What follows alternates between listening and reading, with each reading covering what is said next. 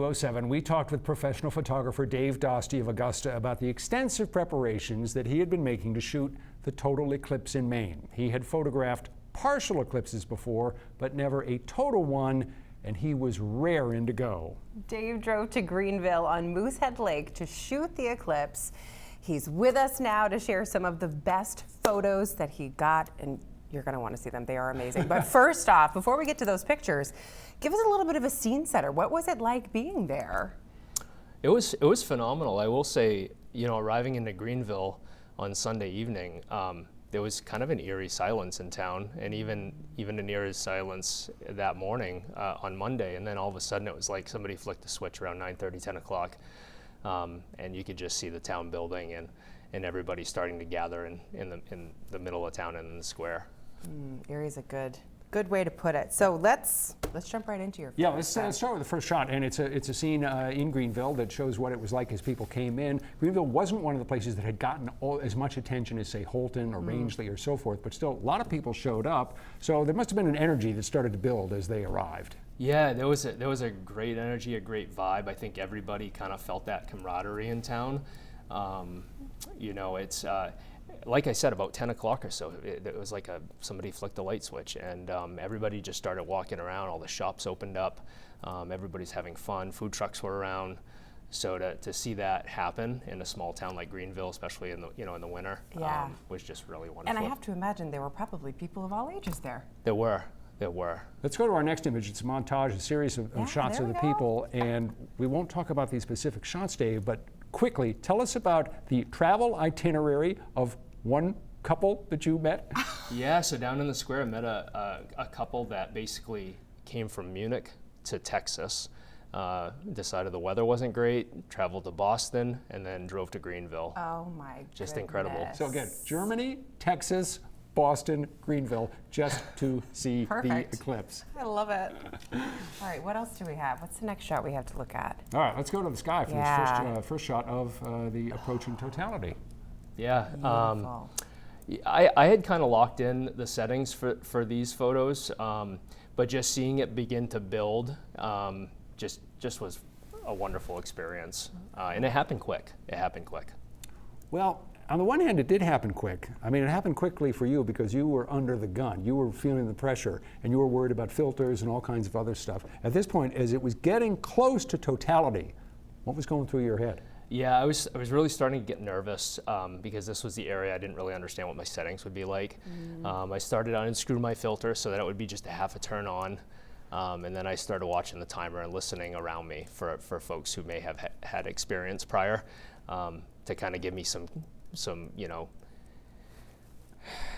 tell me when to take off the filter. Please tell me what to do here. I'm not entirely sure. Yeah, there's a really tight timeline, so you have to get that filter off to get the shots you want to get. And did we get that totality shot? Should we? We got a bunch of them. We just picked this one. Holy smokes, Dave. Okay, so you'd never captured a photo like this I hadn't. No, and just did a ton of research to try to understand how others approach this, and also like just friends locally. Having a photographic community and the camaraderie of people sharing that information like really helps me to prepare. I'm sure too that as you're shooting, you're going still after still after still, but when you finally did get to look back at your images and you saw this one, what did you think? I was so excited because you can see the prominences, it's the image that I wanted to create. It was my vision, and to be able to actually create that and have it align was just really rewarding experience. Let's go to the next shot. Totality in Greenville lasted, I believe, just over 3 minutes. You took how many images in roughly that span? About 150 or so during totality, and I did step away from the camera and try to get a wider shot of the group of people that were up there during totality. How do you like this shot?